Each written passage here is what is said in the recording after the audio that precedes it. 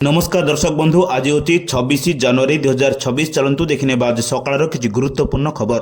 जदि पर्यंत वीडियो को लाइक करना वीडियो को लाइक करने सह चैनल को सब्सक्राइब करी कमेंट माध्यम जानतु आपण माने कि जिला देखुंत जहाद्वारा बड़े गुरुत्वपूर्ण खबर आपण मान पाखे सर्वप्रथम पहुंची पार। नंबर 1 आउ नहांती लोकप्रिय संगीत निर्देशक अभिजीत मजुमदार दीर्घ दिन धरी एम्स चिकित्साधीन अवस्था आज तांकर देहांत होची। 54 वर्ष बयस आखि बुझुंत अभिजीत लिभर जनित समस्या चिकित्सित होते एम्स रु मर शरीर को कटक स्थित घर को नहीं जाउछि। सेठारे शेष दर्शन पर पूरी स्वर्गद्वार में शेषकृत्य कर सूचना मिली। अगस्ट 31 तारिख में कटक सीडीए स्थित एक घरोई हस्पिटाल में भर्ती होते अभिजीत हठात असुस्थ हो पड़ू परिवार तांको एक घरोई हस्पिटाल में भर्ती करते सेबेठारू से कोमारे थिले। एहा परे गत सेप्टेम्बर 4 तारिख में अभिजीत मजुमदार को भुवनेश्वर एम्स को अणाଯାଇଥିଲା।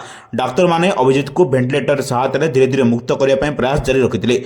अभिजीत मजुमदार एम्स चिकित्सित होते किछि दिन हेब तांको ब्रेन डेड घोषणा गुजब प्रसारित होता बेले आज देहांत होइछि। नंबर 2 आज ओडिशा पर्यटन इतिहास जोड़ी होगा जाउछि नुआ अध्याय।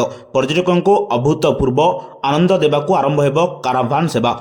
यह ग्राउंड लॉन्चिंग कार्यक्रम विश्व प्रसिद्ध ऐतिहासिक कोणार्क सूर्य मंदिर परिसर अनुष्ठित होब। पूर्वाह्न 11टा समय उपमुख्यमंत्री तथा पर्यटन विभाग मंत्री प्रभादी परिडा यह उद्घाटन करेंगे। जेहेतु यह कार्यक्रम घरोई भागीदारिता तथा साथ में पीपीपी मोड्रे होइछि ताणु ओडिशा पर्यटन सहायता विकास इको रिसोर्स ग्रुप पक्षर यह शुभारंभ कर। नंबर 3 निर्धारित समय हेब पंचायत निर्वाचन एने राज्य मुख्य निर्वाचन कमिशनर सूचना देते। 5 वर्ष कार्यकाल सरिले हेब पंचायत निर्वाचन पर सब डिविजन स्तर में प्रस्तुति आरंभ होइछि। 10 दिन भितर जिलापाल बैठक होइछि। नंबर 4 4 दिन पर आहरी बढ़िबो रातिर तापमात्रा। राज्य में शीतर प्रकोप किछि मात्रा रे कमिबा सहित सर्वनिम्न राति तापमात्रा वृद्धि घटिछि। आगामी 4 दिन पर्यंत पागरे विशेष किछि परिवर्तन नथिया बेले या परदिन 3 दिन मध्य सर्वनिम्न तापमात्रा और 2 ରୁ 3 डिग्री वृद्धि पाइबाने आंचलिक पाणीपाग विज्ञान विभाग पक्षर आकलन कर। जनवरी 30 पर्यंत पाग शुखिला रहे बोली सूचना मिली। सेपर आसंता 3 दिन अर्थात जनवरी 27 पर्यंत बालेश्वर भद्रक जाजपुर केन्द्रापड़ा कटक जगतसिंहपुर सुंदरगढ़ झारसुगुड़ा अनुगुल ढेंकानाल कलाहांडी और कंधमाल जिले में विभिन्न स्थान में हालुकारू मध्यम धरणर कोहड़ी परिलक्षित होने पूर्वानुमान कर। नंबर 5 5 थर ट्राफिक नियम भांगिले रद्द हेब लाइसेंस। सड़क सुरक्षा को नहीं प्रतिथर केन्द्र सरकार नुआ नुआ नियम आणुछंती। किपरि दुर्घटना को रोकी हेब से दिगरे गुरुत्व दी जाउछि। तथापि अमान्य को साबाड़ करनी। हेलमेट न पिंधिले फाइन, सीट बेल्ट न बांधिले फाइन, मद पी गाड़ी चलाइले फाइन, रंग रूट्रे गाड़ी चलाइले फाइन भली अनेक ट्राफिक नियम आनी सरकार। किंतु अमान्य साबाड़ करने केंद्र सरकार आउ एक नुआ नियम आणुछंती। यह जनवरी 1 तारिख लागू हो सारी। नूतन संशोधन मोटरयान नियम अनुसार गोटे वर्ष में 5 किंबा ताठू अधिक थर ट्राफिक नियम उल्लंघन कले ड्राइविंग लाइसेंस को रद्द कर दिया। नंबर 6 पुणी बढ़िला सुना दर। रूपा दर 40,000 को वृद्धि होची। सुना मूल्य में रेकर्ड वृद्धि देखा मिली। अंतर्जातीय एवं घरोई बजार में सुना एवं रूपार चाहिदार एक विराट वृद्धि घटी।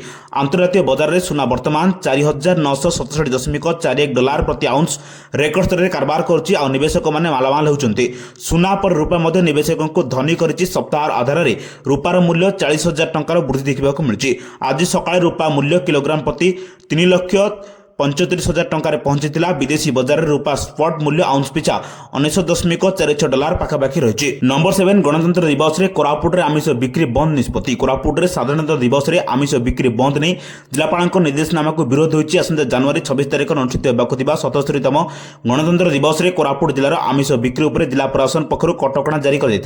कोरापुट जिलापाल मनोज सत्यवान महाजन शुक्रवार संपर्क में जिलार समस्त बीडीओ तहसिलदार और निर्वाही अधिकारी मानक चिठी कर कड़ाकड़ी रूपायन करने को निर्देश देते। बीजेडी नेता तथा पूर्वतन सांसद प्रदीप माझी कहते कि आदिवासी बहुल कोरापुट जिला राज्य सरकार तरफ जिलापाल एवं निर्देश जारी करने समस्त को व्यथित कर। नंबर 8 जल संकट भितर चमकाई देला जातिसंघ रिपोर्ट। विश्वर अधा जनसंख्या एवं जल संकट दे गति कर। जातिसंघ तरफ प्रकाशित एक रिपोर्ट में उद्वेगजनक तथ्य दी जाएगी। केवल जेतिक नुहे विश्वर 100टी बृहत्तम सहर मध्य अधा अर्थात 50टी सहर गभीर जल संकट सम्मुखीन होता रिपोर्ट उल्लेख होती। दिल्ली, बेजिंग, न्यूयॉर्क और रियो भली सहर अंतर्भुक्त रही। जातिसंघ जल संकट को नहीं रिपोर्ट जारी कला सारा विश्व को सतर्क करिछि। रिपोर्ट 29 सहर स्थित अत्यंत गंभीर बोली दर्शाଯାଉଛି। एथिरे भारत राजधानी दिल्ली चतुर्थ स्थान में बेले कोलकाता, मुंबई, बेंगलुरु, चेन्नई 29तम स्थान रही। हैदराबाद, अहमदाबाद, सूरत और पुणे में दीर्घकालीन जल संकट सम्मुखीन होती। नंबर 9 2026 प्रथम मन की बात रे बड़ कथा कहले प्रधानमंत्री। 2026 प्रथम मन की बात कार्यक्रम 2026 प्रथम मन की बात रे देश को संबोधित कर मोदी कहते ଏହା 2026 ପ୍ରଥମ ମନ୍ କି ବାତ୍। ଆସନ୍ତାକାଲି ଜାନୁଆରୀ 26 ତାରିଖରେ ଆମେ ଗଣତନ୍ତ୍ର ଦିବସ ପାଳନ କରୁଛୁ। ଏ ଦିବସ ଆମର ସମ୍ବିଧାନ କାର୍ଯ୍ୟକାରୀ ହୋଇଥିଲା। ଜାନୁଆରୀ 26ରେ ଆମ ସମ୍ବିଧାନର ପ୍ରତିଷ୍ଠାତା ଶ୍ରଦ୍ଧାଞ୍ଜଳି ଦେବାର ସୁଯୋଗ ପ୍ରଦାନ କରେ।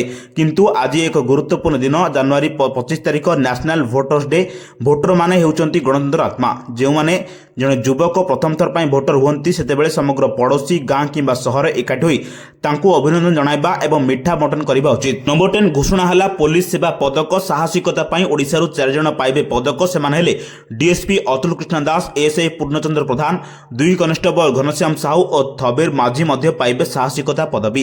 ବିଶିଷ୍ଟ ସେବା ପାଇଁ ଓଡ଼ିଶାର 2 ଜଣଙ୍କୁ ପଦବୀ ମିଳିବ। ଏଡିଜି ପ୍ରତୀକ ମହାନ୍ତି, ଡିସିପି ପ୍ରଫୁଲ୍ଲ ସିଂଙ୍କୁ ମିଳିବ ବିଶିଷ୍ଟ ସେବା ପଦକ ପାଇଁ ମନୋନୀତ ହୋଇଛନ୍ତି। ସେପରି ଉଲ୍ଲେଖନୀୟ ସେବା ପାଇଁ 11 ଜଣ ମନୋନୀତ ହୋଇଛନ୍ତି। ସେମାନଙ୍କ ମଧ୍ୟରେ ଅଛନ୍ତି IG, ASP, DSP, commandant Ashok Mohanty ପ୍ରମୁଖ ରହିଛନ୍ତି। ନମ୍ବର 11 ଓଡ଼ିଶାରେ ଏହି ବିଶ୍ୱବିଦ୍ୟାଳୟରେ ପ୍ରଥମ ଆରମ୍ଭ ହେବ AI machine learning lab. Odisha ଶିକ୍ଷା ବ୍ୟବସ୍ଥା ସାମିଲ ହେବାକୁ ଯାଉଛି। ସମ୍ବଲପୁର ବିଶ୍ୱବିଦ୍ୟାଳୟ ପରିସରରେ ଓଡ଼ିଶାର ପ୍ରଥମ ଏଆଇ ଏବଂ ମେସିନ୍ ଲର୍ଣ୍ଣିଂ ଲ୍ୟାବ୍ ପ୍ରତିଷ୍ଠା ହେବାକୁ ଯାଉଛି। ଏହି ଅତ୍ୟାଧୁନିକ ପ୍ରକଳ୍ପ ରାଜ୍ୟରେ ବୈଷୟିକ ଶିକ୍ଷା ଓ ଗବେଷଣା କ୍ଷେତ୍ରରେ ଏକ ନୂତନ ଯୁଗର ଆରମ୍ଭ କରିବ। ରାଜ୍ୟ ସରକାରଙ୍କ ଆର୍ଥିକ ସହାୟତାରେ ଏହି ମହତ୍ୱାକାଂକ୍ଷୀ ପ୍ରକଳ୍ପ କାର୍ଯ୍ୟକାରୀ ହେଉଛି। ରବିବାର କେନ୍ଦ୍ର ଶିକ୍ଷା ମନ୍ତ୍ରୀ ଧର୍ମେନ୍ଦ୍ର ପ୍ରଧାନ ଏହି ଏଆଇ ଏବଂ ଏମ୍ଏଲ୍ ଲ୍ୟାବ୍ର ଶିଳାନ୍ୟାସ କରିଛନ୍ତି। ଏହା ସହ ଏସ୍ୟୁଆଇଆଇଟି ପରିସରରେ ଏକ ନୂତନ ଇଣ୍ଡୋର ବ୍ୟାଡମିଣ୍ଟନ ଷ୍ଟାଡିୟମର ଉଦ୍ଘାଟନ ମଧ୍ୟ କରିଛନ୍ତି। ଲ୍ୟାବ୍ ପ୍ରତିଷ୍ଠା ହେବା ଫଳରେ ବିଶ୍ୱବିଦ୍ୟାଳୟ ଶତାଧିକ ଛାତ୍ରଛାତ୍ରୀ ନୂତନ ପିଢ଼ିର କୃତ୍ରିମ ବୁଦ୍ଧିମତ୍ତା ଏବଂ ମେସିନ୍ ଲର୍ଣ୍ଣିଂ ଭଳି ଜ୍ଞାନକୌଶଳ ଦକ୍ଷତା ହାସଲ କରିପାରିବେ। ନମ୍ବର 12 ସମସ୍ତେ ଆମର ଜୀବନ ଗଣତନ୍ତ୍ରକୁ ମଜବୁତ କରୁଛନ୍ତି। ରାଷ୍ଟ୍ରପତି ଦ୍ରୌପଦୀ ମୁର୍ମୁ ରବିବାର ସନ୍ଧ୍ୟାରେ ଦେଶବାସୀଙ୍କୁ 77ତମ ଗଣତନ୍ତ୍ର ଦିବସ ପୂର୍ବରୁ ସମ୍ବୋଧିତ କରିଛନ୍ତି। ସେ କହିଛନ୍ତି, ଦେଶ ଏବଂ ବିଦେଶରେ ରହୁଥିବା ଆମ ଭାରତର ଲୋକମାନେ ଉତ୍ସାହର ସହ ଗଣତନ୍ତ୍ର ଦିବସ ପାଳନ କରିବାକୁ ଯାଉଛୁ। ମୁଁ ଆପଣମାନଙ୍କୁ ସମସ୍ତଙ୍କୁ ଜାତୀୟ ପର୍ବ ଗଣତନ୍ତ୍ର ଦିବସର ହାର୍ଦ୍ଦିକ ଶୁଭେଚ୍ଛା ଜଣାଉଛି। ପବିତ୍ର ଗଣତନ୍ତ୍ର ଦିବସ ଆମ ଦେଶର ଅତୀତ, ବର୍ତ୍ତମାନ ଏବଂ ଭବିଷ୍ୟତ ଦେଶର ଭାଗ୍ୟ ଏବଂ ପରିସ୍ଥିତି ଉପରେ ଅବଲୋକନ କରିବାର ଏକ ଅବସର ଆଣିଦେଇଛି। 1947 ମସିହା ଅଗଷ୍ଟ 15 ତାରିଖରେ ସ୍ୱାଧୀନତା ସଂଗ୍ରାମ ଯୋଗୁଁ ଆମ ଦେଶର ଭାଗ୍ୟ ପରିବର୍ତ୍ତନ ହେବା ସହ ଭାରତ ସ୍ୱାଧୀନ ହୋଇଥିଲା। ଆମେ ଆମ ଜାତିର ଭାଗ୍ୟ ନିର୍ଦ୍ଧାରଣ କରିଥିଲୁ। ନମ୍ବର 13 ଦିଲ୍ଲୀରେ ପ୍ରଦୂଷଣ ମାତ୍ରା ଦିନକୁ ଦିନ ବଢ଼ିବାରେ ଲାଗିଛି। ବାୟୁର ପ୍ରଦୂଷଣ ମାତ୍ରା ଏତେ ବଢ଼ିଯାଇଛି ଯେ ଠିକ୍ରେ ନିଶ୍ୱାସ ପ୍ରଶ୍ୱାସ ନେବା କଷ୍ଟକର ହୋଇପଡ଼ୁଛି। ଜନଜୀବନ ଅସ୍ତବ୍ୟସ୍ତ ହୋଇପଡ଼ିଛି। ଏହାକୁ ନେଇ ଲୋକସେବାରେ ଚିନ୍ତା ପ୍ରକଟ କରିଛନ୍ତି ବିରୋଧୀ ଦଳ ନେତା ରାହୁଲ ଗାନ୍ଧୀ। ବାୟୁ ପ୍ରଦୂଷଣ ନେଇ ସେ କହିଛନ୍ତି, ବାୟୁ ପ୍ରଦୂଷଣ ପାଇଁ ଆମକୁ ବହୁମୂଲ୍ୟ ଦେବାକୁ ପଡ଼ୁଛି। ଆମ ସ୍ୱାସ୍ଥ୍ୟ ଏବଂ ଅର୍ଥନୀତି ଉଭୟ ପ୍ରଭାବିତ ହେଉଛି। ଲକ୍ଷ ଲକ୍ଷ ସାଧାରଣ ଭାରତୀୟ ପ୍ରତିନିଧି ଏହାକୁ ବୋଝ ଉଠାଉଛନ୍ତି। ଖାସ୍ କରି ପିଲା ଏବଂ ବୃଦ୍ଧମାନେ ସବୁଠାରୁ ଅଧିକ କଷ୍ଟ ପାଉଛନ୍ତି। ରାହୁଲ ଆହୁରି କହିଛନ୍ତି, ନିର୍ମାଣ ଶ୍ରମିକ ଏବଂ ଦିନ ମଜୁରିଆଙ୍କ ଜୀବିକା ବିଶେଷ ଭାବରେ ପ୍ରଭାବିତ ହେଉଛି। ଏହି ସଂକଟକୁ ଆଗାମୀ ଶୀତ ଋତୁ ପର୍ଯ୍ୟନ୍ତ ଅଣଦେଖା କରିହେବ ନାହିଁ। ଏହାକୁ ରୋକିବାକୁ ହେଲେ ସମସ୍ତଙ୍କୁ ସ୍ୱର ଉଠାଇବାକୁ ପଡ଼ିବ। ଆପଣଙ୍କ ସ୍ୱର ଗୁରୁତ୍ୱପୂର୍ଣ୍ଣ। ଆପଣ ସ୍ୱର ଉଠାନ୍ତୁ। ଏହାକୁ ମୁଁ ବଳ ଯୋଗାଇବାର ମୋର କର୍ତ୍ତବ୍ୟ। ନମ୍ବର 14 10 ଗୁଣ ବଢ଼ିବ ଆଣବିକ ଶକ୍ତି ଉତ୍ପାଦନ। 2005ରେ ଜାରି ହୋଇଥିବା ବିଦ୍ୟୁତ୍ ନୀତିକୁ ବଦଳାଇ 2 ଦଶନ୍ଧି ପରେ ଏବେ ଭାରତ ସରକାର ନୂତନ ବିଦ୍ୟୁତ୍ ନୀତି 2026 ଆଣିବାକୁ ଯାଉଛନ୍ତି। ଏଥିପାଇଁ ଚିଠା ପ୍ରସ୍ତାବ ପ୍ରସ୍ତୁତ ହୋଇସାରିଛି। ଉନ୍ନତ ଆଣବିକ ପ୍ରଯୁକ୍ତି ବିଦ୍ୟା, କ୍ଷୁଦ୍ର ମଡୁଲାର ରିଆକ୍ଟର ଓ ଅନ୍ୟାନ୍ୟ କ୍ଷୁଦ୍ର କ୍ଷମତା ସମ୍ପର୍ତ୍ତି ରିଆକ୍ଟର ବ୍ୟବହାର କରାଯିବା ସହ ଆଣବିକ ବିଦ୍ୟୁତ୍ ଉତ୍ପାଦନ କ୍ଷେତ୍ରରେ ଘରୋଇ କ୍ଷେତ୍ରରେ ପ୍ରବେଶ ପାଇଁ ଏହି ଚିଠା ପ୍ରସ୍ତାବର ଉଲ୍ଲେଖ ରହିଛି। ଭାରତକୁ ଆଣବିକ ଶକ୍ତି ଉତ୍ପାଦନ କ୍ଷେତ୍ରରେ ଏକ ସମର୍ଥ ରାଷ୍ଟ୍ର ଭାବେ ପରିଗଣିତ କରିବା ପାଇଁ ଏଥିରେ ଲକ୍ଷ୍ୟ ରଖାଯାଇଛି। ଧୀରେ ଧୀରେ ଆଣବିକ ଶକ୍ତି ଉତ୍ପାଦନ କ୍ଷମତା ବୃଦ୍ଧି କରାଯିବା ସହ କୋଇଲା ଭିତ୍ତିକ ତାପଜ ଶକ୍ତି ଉତ୍ପାଦନ ହ୍ରାସ କରାଯିବା ପାଇଁ ଯୋଜନା କରାଯାଉଛି। ନମ୍ବର 15 ମୁଖ୍ୟମନ୍ତ୍ରୀଙ୍କ ସହ ଆଲୋଚନା କଲେ ନୀତି ଆୟୋଗ ଉପାଧ୍ୟକ୍ଷ।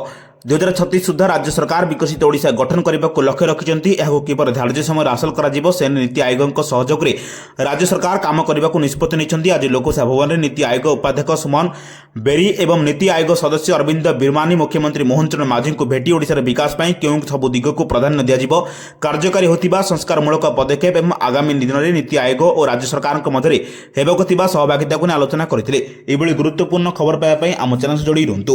ଯଦି ଏପର୍ଯ୍ୟନ୍ତ ଭିଡ଼ିଓକୁ ଲାଇକ୍ କରିନାହାନ୍ତି, ଭିଡ଼ିଓକୁ ଲାଇକ୍ କରିବା ସହ ଚ୍ୟାନେଲକୁ ସବସ୍କ୍ରାଇବ୍ କରି କମେଣ୍ଟ ମାଧ୍ୟମରେ ଜଣାନ୍ତୁ ଆପଣମାନେ କେଉଁ ଜିଲ୍ଲାରୁ ଦେଖୁଛନ୍ତି, ଯାହାଦ୍ୱାରା ଏଭଳି ଗୁରୁତ୍ୱପୂର୍ଣ୍ଣ ଖବର ଆପଣମାନଙ୍କ ପାଖରେ ସର୍ବପ୍ରଥମେ ପହଞ୍ଚି ପାରିବ। ବ୍ୟୁରୋ ରିପୋର୍ଟ, ସାବଧାନ ଓଡ଼ିଶା।